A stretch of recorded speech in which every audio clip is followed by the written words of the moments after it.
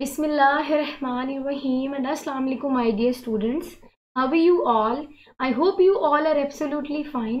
Welcome back to my YouTube channel Learning with Rifa Jahan. Today the topic of our discussion is the cell envelope of chapter number 6. And this is the very important topic of this chapter which I am going to discuss with all of you. So without wasting of any time, let's start.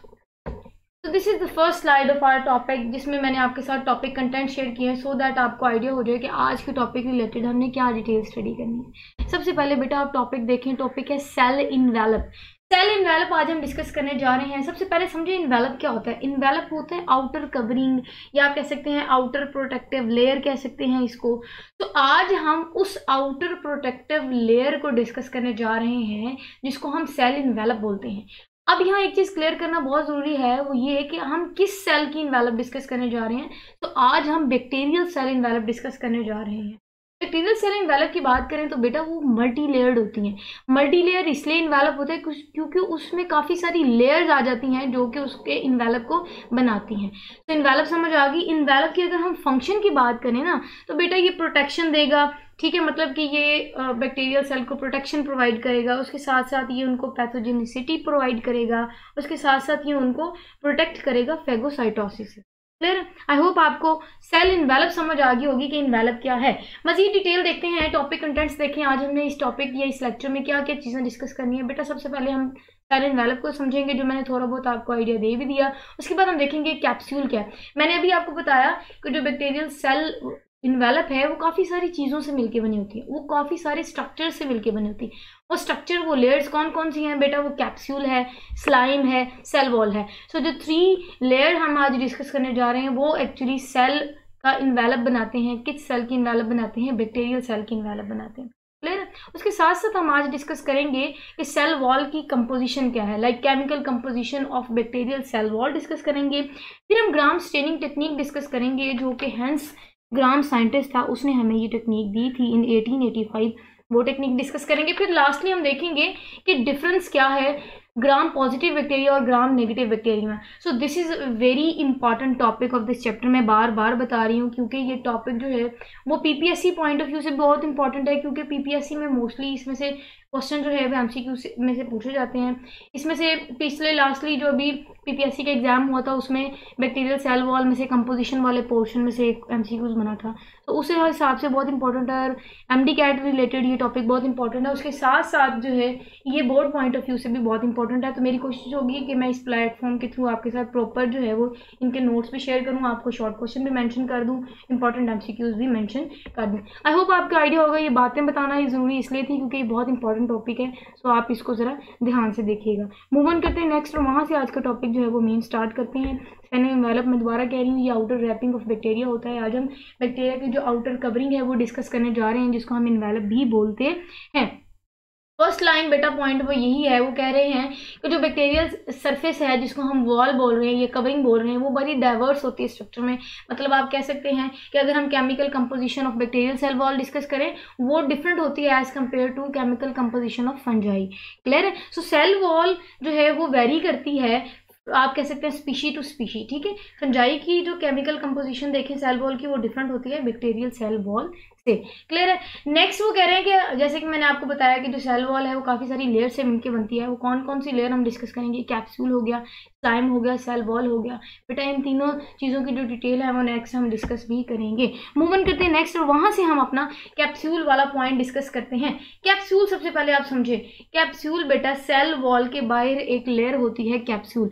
अब वो bacteria जिनके अंदर या जिनके ऊपर capsule का structure मौजूद होता है, ऐसे बैक्टीरिया को हम कैप्सूलेटेड बैक्टीरिया या इनकैप्सूलेटेड बैक्टीरिया बोलते हैं।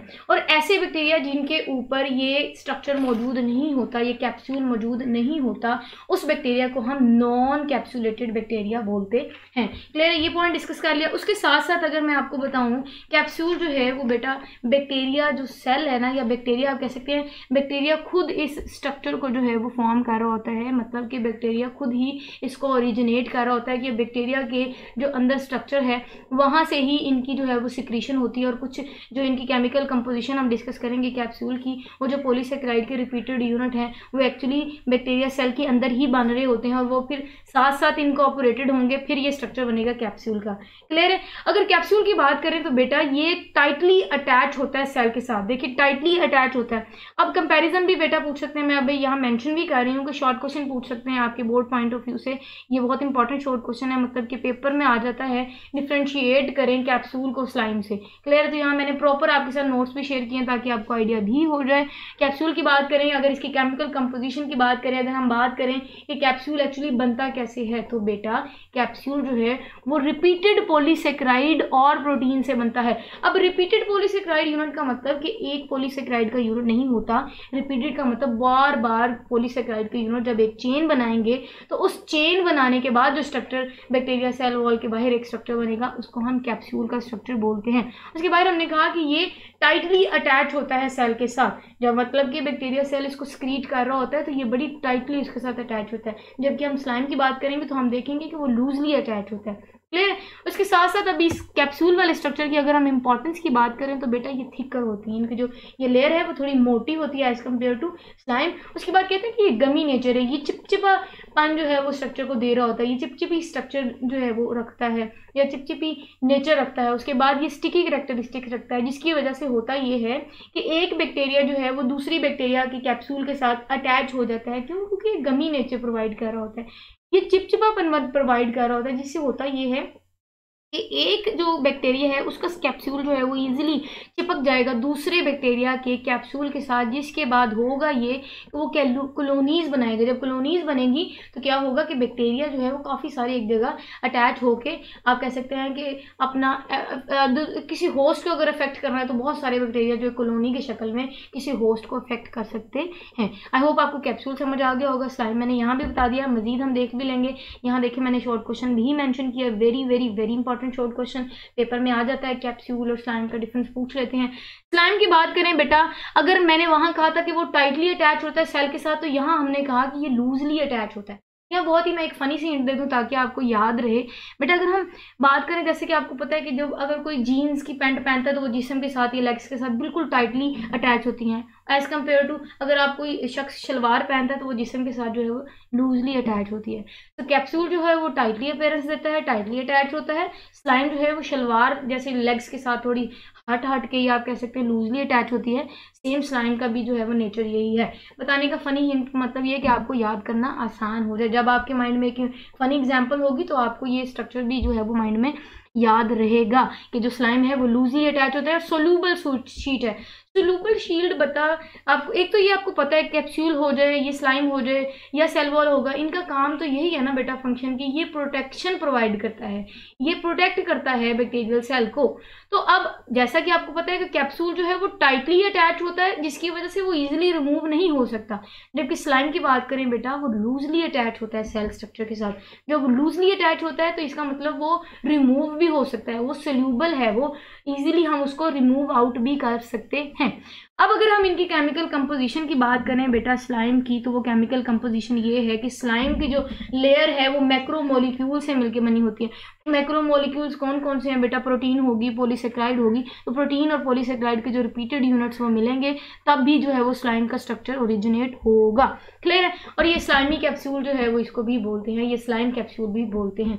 अब अगर इनकी इंपॉर्टेंस की बात करें भाई, अगर बैक्टीरिया में ये स्ट्रक्चर मौजूद है तो क्यों मौजूद है, क्या फंक्शन है, क्या इंपॉर्टेंस है, वो हम डिस्कस करते हैं। देखिए अगर हम स्लाइम की बात करें तो बेटा कहते हैं कि ये जो स्लाइम है ये बैक्टीरिया को पैथोजेनिसिटी प्रोवाइड करता है। आपको पता है, जैसे आपको पता है कि जैसे हमारी बॉडी में टी लिम्फोसाइट सेल्स होते हैं वो इम्यूनिटी को जो है वो कंट्रोल कर रहे होते हैं, लेकिन अगर ये ब्लड में एंटर होते हैं ऐसे बैक्टीरिया तो वो क्या करते हैं, उन टी लिम्फोसाइट्स पे बेटा इफेक्ट करते हैं, जिसकी वजह से हमारी इम्यूनिटी जो है वो वीक होना शुरू हो जाती है। इसकी वजह से बैक्टीरिया जो है वो हमें इफेक्ट करता है और डिजीजेज हो रही होती हैं बॉडी में। जैसे कि कोलेरा, आपको पता है जो कोलेरा है वो भी क्या होता है, एक बीमारी है जो बैक्टीरिया की वजह से हो रही होती है। क्लियर है? तो ऐसा स्ट्रक्चर जो है वो बैक्टीरिया को आप कह सकते हैं कि बीमारी फैलाने में हेल्प कर रहा होता है। नेक्स्ट इसका पॉइंट है बेटा कि जो स्लाइम है वो प्रोटेक्ट करता है बैक्टीरिया को अगेंस्ट फेगोसाइटोसिस। मतलब जो फेगोसाइटोसिस कहते हैं ईटिंग बिहेवियर ऑफ बैक्टीरिया, तो ये उसमें भी ये स्लाइम स्ट्रक्चर जो है वो बैक्टीरिया को हेल्प कर रहा होता है। आई होप यहाँ तक आपको कैप्सूल और स्लाइम का स्ट्रक्चर समझ आ गया होगा। मैं मजीद जब लास्ट पे ये टॉपिक खत्म करूंगी तो आपको कुछ रिव्यू भी दे दूंगी। क्लियर है? चलें मूव ऑन करते हैं नेक्स्ट स्लाइड की तरफ, और वहां से हमने देखना है सेल वॉल। अब सेल वॉल, आप समझें कि हम cell wall of bacteria discuss कर रहे हैं, क्योंकि ये पूरा का पूरा चैप्टर जो है वो बैक्टीरिया पे बेस्ड है, इसीलिए आज हम बैक्टीरिया की सेल वॉल डिस्कस करने जा रहे हैं। बेटा बैक्टीरिया की सेल वॉल में हम डिफरेंट कैरेक्टरिस्टिक्स और उनकी कंपोजिशन और उनके फंक्शन डिस्कस करेंगे, जो कि मैंने यहाँ प्रॉपर नोट्स की शक्ल में आपको प्रोवाइड भी कर दिए। अच्छा, अगर हम सेल वॉल की बात करें बेटा, अगेन आपको पता है एक तो इन्होंने क्या करना होता है, शेप प्रोवाइड करनी होती है। जो आउटर कवरिंग होती है वो किसी भी चीज़ को स्पेसिफिक शेप प्रोवाइड कर रही होती है, उनको स्पेसिफिक शेप जो है वो दे रही होती है। उसके साथ साथ आपको पता है ये प्रोटेक्ट कर रही होती है सेल को। अब सेल वॉल ऑफ बैक्टीरिया की बात करें तो कहते हैं कि ऑस्मोटिक लाइसिस से प्रोटेक्ट करती है। अब यहाँ एक लफ्ज़ समझे, चले मैं पॉइंटर ऑन कर देती हूँ सो दैट के कुछ मजीद जो पॉइंट हाईलाइट करने वाले हों और मैं हाईलाइट कर सकूँ। देखिए, ऑस्मोटिक लाइसिस होता है, जैसे आपको पता है ना कि प्लांट्स जो है उनमें टर्जिडिटी का प्रोसेस होता है, कि प्लांट जो है वो उनमें जब पानी होता है तो वो टर्जिड हो जाते हैं, रिजिड रहते हैं, उनकी सेल वॉल जो है वो ब्रस्ट नहीं करती या सेल ब्रस्ट नहीं करता। लेकिन यही वजह वो कहते हैं कि जो बैक्टीरिया में सेल वॉल होती है वो भी बैक्टीरिया को प्रोटेक्ट करती है ऑस्मोटिक लाइसिस से। लाइक जब आप कह सकते हैं कि बैक्टीरिया के अंदर जब बहुत ज़्यादा पानी आ जाएगा या उसमें ऑस्मोटिक प्रोसेस होगा, या आप कह सकते हैं सोल्यूट कंसनट्रेशन ज़्यादा होने की वजह से जब बाहर से वाटर उनकी बॉडी में एंटर होगा तो उससे क्या होगा कि उनका जो सेल स्ट्रक्चर है वो फूल जाएगा, लेकिन वो फटने के चांसेस हैं, ब्रस्ट करने के चांसेस हैं। लेकिन अब बैक्टीरिया को जो सेल वॉल है अगर वो मौजूद है सेल वॉल में तो उसको वो क्या करेगी, वो प्रोटेक्ट करेगी ऑस्मोटिक लाइसिस से, कि जो पानी ज़्यादा होने की वजह से जो है वो सेल ब्रस्ट ना करे। क्लियर है? आपको सेल वॉल की फंक्शन भी आई होप बहुत अच्छे से समझ आ गई होगी। हम नेक्स्ट अपने उस पॉइंट्स की तरफ आते हैं। अब हम बात करते हैं क्या तमाम बैक्टीरिया के अंदर सेल वॉल मौजूद होती है? तो बेटा ऐसा नहीं है। देखें, सेल वॉल एब्सेंट होती है। एक स्पेसिफिक, मैंने पीछे भी बताया था कि बैक्टीरिया का ग्रुप होता है जिनको माइकोप्लाज्मा बोलते हैं। तो माइकोप्लाज्मा बैक्टीरिया का ऐसा ग्रुप होता है जिनके ऊपर सेल वॉल मौजूद नहीं होती। वेरी वेरी इंपॉर्टेंट आप कह सकते हैं एमसीक्यूज है, ये पूछा जाता है। उसके बाद ये अगर हम सेल वॉल की बात करें तो क्या ये आप कह सकते हैं सॉफ्ट से अपीयरेंस देता है? नहीं, ये बहुत रिजिड स्ट्रक्चर है। रिजिड होगा तभी तो वो ऑस्मोटिक लाइसिस से प्रोटेक्ट करेगा, रिजिड होगा तभी तो वो एक स्पेसिफिक शेप प्रोवाइड करेगा स्ट्रक्चर को। क्लियर है?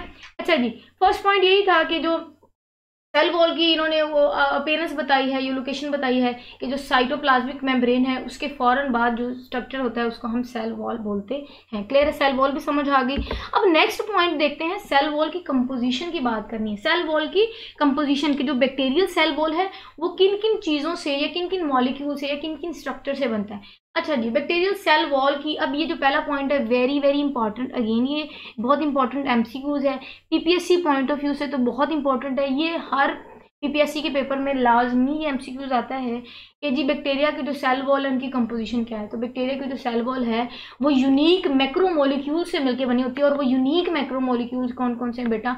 वो पेप्टाइडोग्लाइकन और म्यूरिन है। मतलब कि जो बैक्टीरिया की सेल वॉल है वो पेप्टाइडोग्लाइकन और म्यूरिन से मिलकर बनी होती है। क्लियर है? सेल वॉल भी समझ आ गई, बैक्टीरिया सेल वॉल की कंपोजिशन भी समझ आ गई। नेक्स्ट पॉइंट बेटा हम डिस्कस करते हैं वो ये है कि अगर हम बात करें कि पेप्टाइडोग्लाइकन एक्चुअली है क्या, तो जो ग्लाइकन है ना, ये ग्लाइकन आप वर्ड समझें, यहाँ जो ग्लाइकन का वर्ड आया है, ग्लाइकन एक्चुअली पॉलीसेकेराइड ही होते हैं। पॉलीसेकेराइड कार्बोहाइड्रेट्स होते हैं। और ये जो आप बात करते हैं, हम पेप्टाइडोग्लाइकन की बात करें तो जो पेप्टाइडोग्लाइकन है ये कॉन्जुगेटेड मॉलिक्यूल है। कॉन्जुगेटेड मॉलिक्यूल कैसे? क्योंकि ये एक फ्रेमवर्क होता है। ये फ्रेमवर्क होता है, कैसे फ्रेमवर्क बनाता है? अगर हम पेप्टाइडोग्लाइकन के मॉलिक्यूल की बात करेंगे, पेप्टाइडोग्लाइकन कैसे बनता है, तो कहते हैं कि ये एक पेप्टाइडोग्लाइकन जो है ये फ्रेमवर्क है। मतलब कि इसमें काफ़ी सारी मॉलिक्यूल्स या काफ़ी सारी चीज़ें आ गई, ये पेप्टाइडोग्लाइकन बनेगी। वो काफ़ी सारी मॉलिक्यूल्स, वो काफ़ी सारे स्ट्रक्चर्स क्या हैं हम वो देखते हैं। कहते हैं कि ये फ्रेमवर्क है। लॉन्ग कहते हैं लंबी एक चेन होती है। इनकी चेन होती है ग्लाइकन की बहुत लॉन्ग चेन होती है। ठीक है? वो लॉन्ग चेन आप कह सकते हैं कि कहीं ना कहीं से क्रॉस लिंक्ड होती है।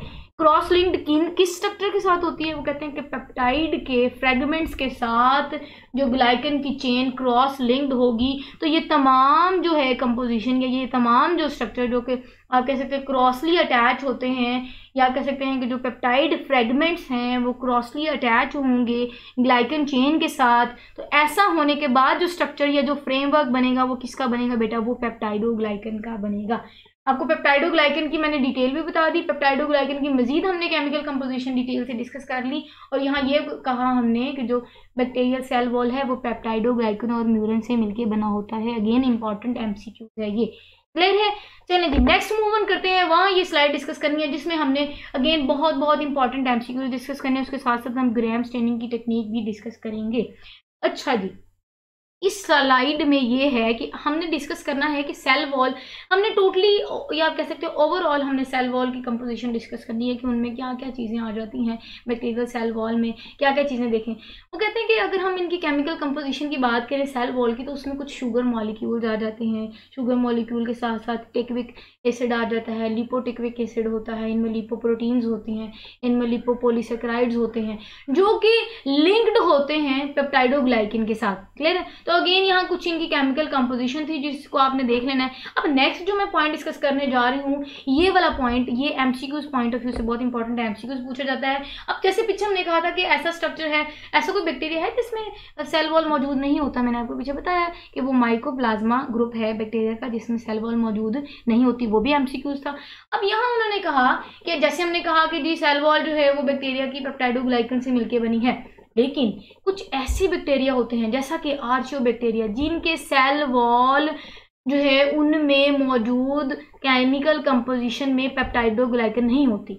आसान लफ्जों में मैं अगर बताऊं तो वो ये है कि जो आर्चियोबैक्टीरिया है उनको जो सेल वॉल है वो पेप्टाइडोग्लाइकन से मिलके बनी नहीं होती। अच्छा, अब इससे मिलके नहीं बनी होती तो फिर किससे मिलके बनी होती वो देख लेते हैं। कहते हैं कि ये कुछ पॉलीसेकेराइड्स और कुछ आप कह सकते हैं ग्लाइकोप्रोटीन से मिलके बनी होती है। नेक्स्ट वो लिख भी रहे हैं, देखिए एमसीक्यू हमने देख लिया, जो आर्चियोबैक्टीरिया है उनके जो सेल वॉल है वो पेप्टाइडोग्लाइकन से नहीं मिलके बनी होती, तो किससे मिलके बनी होती। नेक्स्ट उन्होंने बता दिया कि जो आर्चियोबैक्टीरिया है उनके सेल वॉल में अगर हम केमिकल कंपोजिशन की बात करें तो वो उनमें उनके स्ट्रक्चर में प्रोटीन्स मौजूद होते हैं, ग्लाइकोप्रोटीन्स मौजूद होते हैं और पॉलीसेकेराइड्स मौजूद होते हैं, क्लियर। तो ये इंपॉर्टेंट एमसीक्यूज है, आर्चियोबैक्टीरिया की डिटेल है, पीपीएससी पॉइंट ऑफ व्यू से भी इंपॉर्टेंट है और एफएससी के पॉइंट ऑफ व्यू से भी, एग्जाम पॉइंट ऑफ व्यू से इंपॉर्टेंट है, क्लियर है। आई होप आपको सेल इन्वेल्व बहुत अच्छे से समझ आ गया। अब हम मूव ऑन करते हैं नेक्स्ट टॉपिक की तरफ और वो है ग्राम स्टेनिंग। क्या होता है? तो ग्राम स्टेनिंग जो है वो हेंस जो है वो क्रिश्चियन ग्राम एक साइंटिस्ट था जिसने 1885 में ये टेक्निक हमें दी थी। बेसिकली एक टेक्निक है, टेक्निक का मतलब एक ऐसा प्रोसीजर है जिससे कुछ तो हमें हासिल होगा। क्या हासिल होगा? देखें, बैक्टीरिया को ना कैटेगराइज किया गया इनटू 2 डिफरेंट ग्रुप्स, ठीक है। अब 2 डिफरेंट ग्रुप्स में कैटेगराइज किया।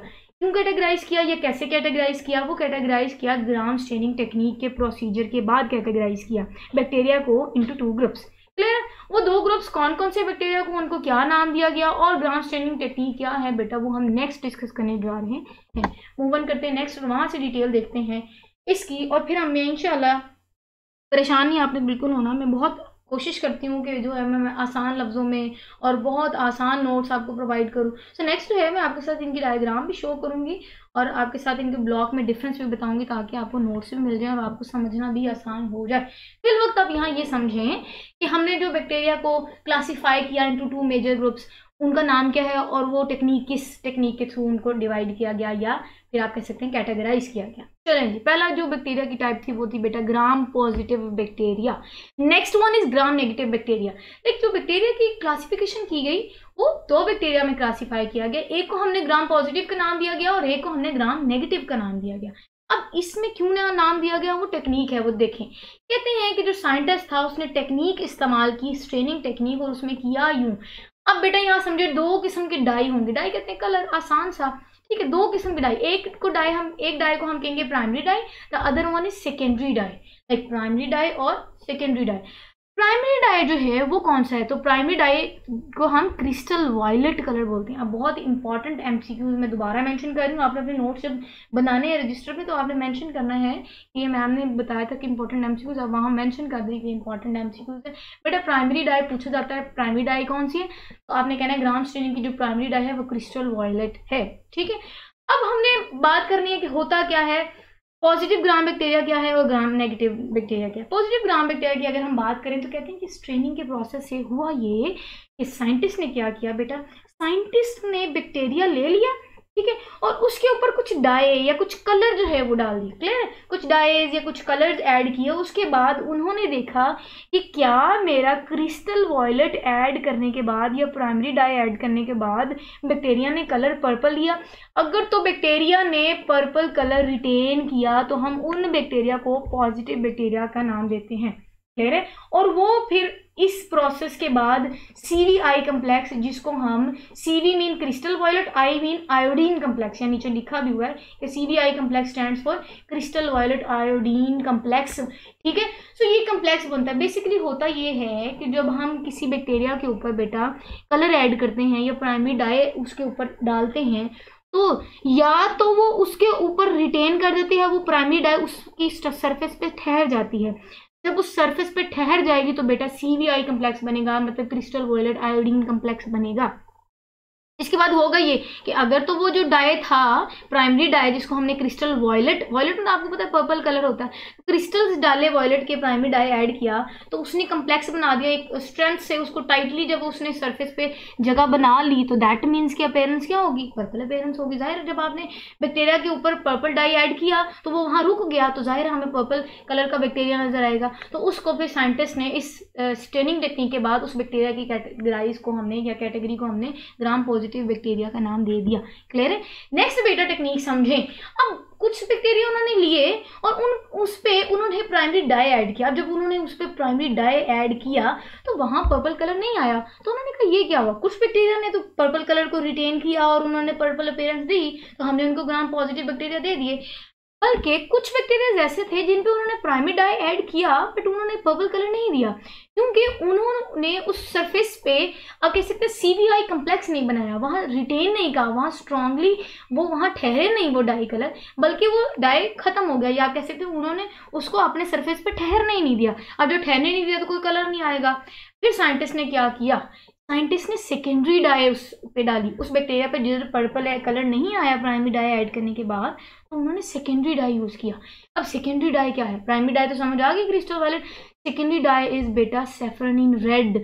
This is again very important, MCQs पूछा जाता है। सैफरानीन जो है, अब ये भी सेकेंडरी डाई है, पर्पल कलर डाला नहीं आया, अब साइंटिस्ट ने सेकेंडरी डाई ऐड किया। उन्होंने कहा लेट्स सी कि क्या सेकेंडरी डाई ऐड करने से बैक्टीरिया पे कलर आया, और लकीली कलर आ गया। कौन सा कलर आया, आप कह सकते हैं पिंकिश पर्पल, पिंक कलर आ गया, मतलब रेड से पिंक की तरफ का ऐसा कुछ पिंक कलर जो है वो बैक्टीरिया ने रिटेन किया, या बैक्टीरिया ने पिंक कलर की अपीयरेंस शो की, जिसकी वजह से साइंटिस्ट ने पिंक कलर वाले बैक्टीरिया को ग्राम नेगेटिव बैक्टीरिया कह दिया, और ऐसे बैक्टीरिया जो कि पर्पल कलर दे रहे थे उनको ग्राम पॉजिटिव बैक्टीरिया कह दिया। आई होप आपको ये सारी की सारी जो टेक्निक थी, बहुत ही कम्प्लेक्स है लेकिन इतनी कम्प्लेक्स नहीं, आई होप मैंने बहुत ही अच्छे से और बड़ी इंटरेस्टिंग वे में आपके साथ कन्वे भी कर दिया।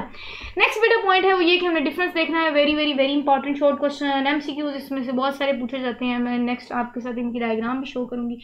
देखिए ऐसा है कि हमने अब डिफरेंस देखना है, स्ट्रक्चर डिफरेंस देखना है, फिर हमने इनकी केमिकल कंपोजिशन वाला डिफरेंस देखना है, इनके थिकनेस के रिलेटेड डिफरेंस देखना है, इनमें देखेंगे इनकी परमेबिलिटी रिलेटेड इनके डिफरेंस देखेंगे। तो जो नेक्स्ट है स्टेनिंग के बाद जो डिफरेंसेस हैं वो हम देखेंगे।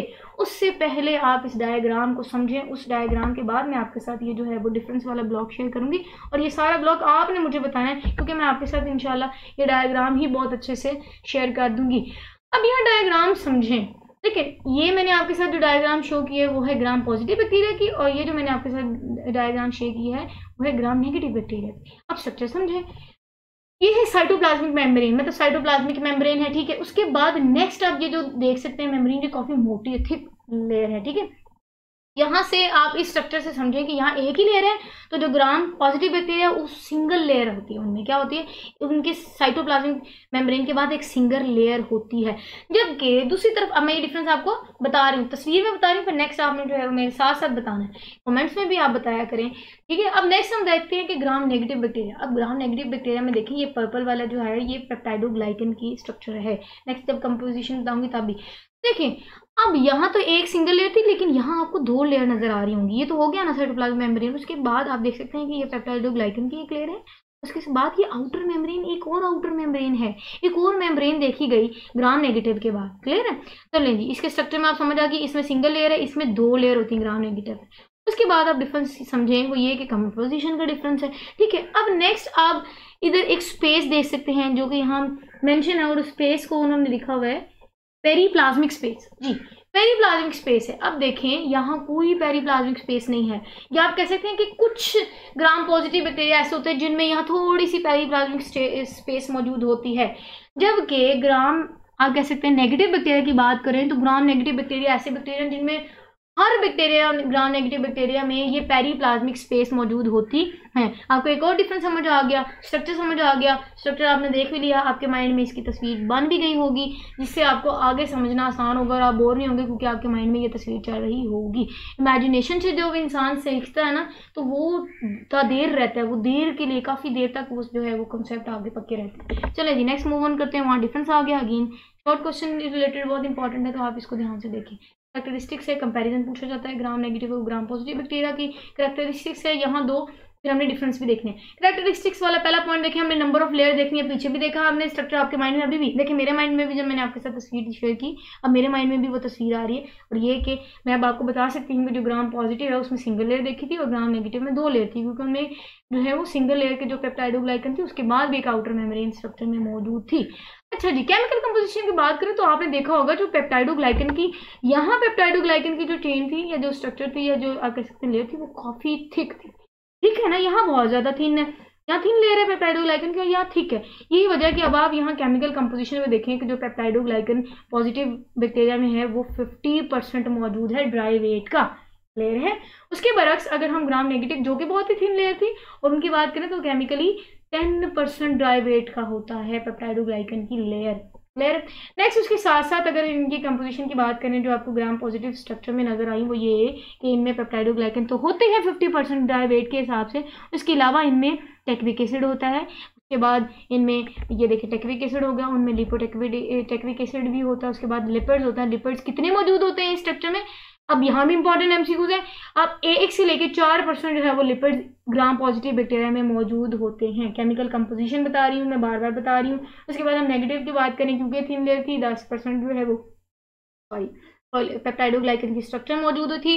उसके साथ साथ अगर हम इनकी केमिकल कंपोजिशन की बात करें तो कहते हैं कि इसमें लिपोप्रोटीन्स मौजूद होते हैं, इनके स्ट्रक्चर में लिपोपॉलीसेक्राइड्स मौजूद होते हैं, उसके साथ साथ इनके स्ट्रक्चर में लिपिड्स मौजूद होते हैं। और वो लिपिड्स कितने परसेंटेज के होते हैं या कहाँ से कहाँ तक होते हैं तो वो 11 से 12% जो है वो लिपिड्स मौजूद होते हैं। क्लियर हो गया, केमिकल कंपोजिशन भी क्लियर हो गया। अब थिकनेस अब आपको पता है क्योंकि ग्राम पॉजिटिव बैक्टीरिया में बहुत ज़्यादा थिक लेयर थी तो उसकी थिकनेस जो है वो 20 to 80 नैनोमीटर है, जिसके बरक्स ग्राम नेगेटिव की थिकनेस कम थी और उनमें थिकनेस आई 8 to 11 नैनोमीटर। एमसीक्यूज इंपॉर्टेंट है। उसके साथ साथ आउटर मेम्ब्रेन की बात करें तो ग्राम पॉजिटिव बैक्टीरिया में कोई आउटर मेम्ब्रेन नहीं, नो आउटर मेम्ब्रेन। अगेन ये एक और डिफरेंस। उसके बरक्स आप देख सकते हैं कि ग्राम नेगेटिव बैक्टीरिया में आउटर मेम्ब्रेन है, सो यस यहाँ यस आएगा क्योंकि केमिकल उसके आउटर मेम्ब्रेन जो कैरेक्टरिस्टिक्स हैं उसमें आउटर मेम्ब्रेन मौजूद होती है। चलें जी, पेरीप्लाज्मिक स्पेस की बात करें, मैंने आपको पहले भी बताया कि जो ग्राम पॉजिटिव बैक्टीरिया होते हैं उनमें कुछ समवेयर कुछ बैक्टीरिया में देखी गई है, कुछ बैक्टीरिया में मौजूद होती है, जिसके बरक्स ग्राम नेगेटिव बैक्टीरिया की बात करें तो उनमें तमाम ग्राम नेगेटिव बैक्टीरिया में ये स्ट्रक्चर या आप कह सकते हैं ये स्पेस जिसको हम पेरीप्लाज्मिक स्पेस बोलते हैं। अब पेरीप्लाज्मिक स्पेस समझें आप क्या होता है। एक्चुअली ये स्पेस होती है जो कि सेल मेम्ब्रेन और सेल वॉल के दरमियान एक स्पेस होती है, तो सेल मेम्ब्रेन और सेल वॉल के जो दरमियान की स्पेस है उसको पेरीप्लाज्मिक स्पेस बोलते हैं, जो कि ग्राम नेगेटिव बैक्टीरिया के तमाम ग्राम नेगेटिव बैक्टीरिया वाले बैक्टीरियाज में मौजूद होती है। अच्छा जी, परमेबिलिटी की बात करें तो ये मोर परमेबिलिटी होती है, इनमें लेस परमेबिलिटी होती है। स्ट्रक्चर में आ जाएगा कि आपको स्केच में भी एग्जाम में अब आप कंफ्यूज होंगे ये तो बहुत मैम मोटी थी लेयर है तो ये कैसे इसमें से, नहीं ऐसा नहीं है। यहाँ एक्चुअली आउटर लेयर नहीं है, जब यहाँ आउटर मेम्ब्रेन नहीं तो यहाँ आसानी से ये जो है वो मॉलिक्यूल जो है वो इजीली यहाँ से पास आउट हो सकते हैं, पास इन हो सकते हैं, जिसके बरक्स आप इसके स्ट्रक्चर में देख सकते हैं आउटर मेम्ब्रेन है जो कि आप कह सकते हैं बैरियर के तौर पे काम करते हैं। यही वजह है कि जो ग्राम नेगेटिव बैक्टीरिया है उनकी परमेबिलिटी लेस होती है as compare to Gram positive bacteria. I hope आपको ये टॉपिक बहुत अच्छे से समझ आई होगी, मैंने बहुत आसान तरीके से आपके साथ कन्वे भी किया। मैं दोबारा रिपीट करती हूँ, ये बहुत इंपॉर्टेंट टॉपिक है इस चैप्टर का, एमसीक्यूज पॉइंट ऑफ व्यू से, शॉर्ट पॉइंट ऑफ व्यू से और लॉन्ग पॉइंट ऑफ व्यू से। क्लियर है? तो अपना बहुत सारा ख्याल रखिएगा, इसको ध्यान से आप देख लीजिएगा, इसको पीपीएससी पॉइंट ऑफ व्यू से भी तैयारी कीजिएगा, अपने एफएससी और एमडी कैट रिलेटेड भी आप इसकी तैयारी कीजिएगा। तो अभी तक यही था। नेक्स्ट जो है वो इंशाल्लाह नेक्स्ट टॉपिक के साथ जो है वो डिस्कस करेंगे कोई नेक्स्ट टॉपिक चैप्टर का। चलें जी, टिल देन अपना ख्याल रखिएगा। ओके देन, अल्लाह हाफिज़ एंड स्टे कनेक्टेड।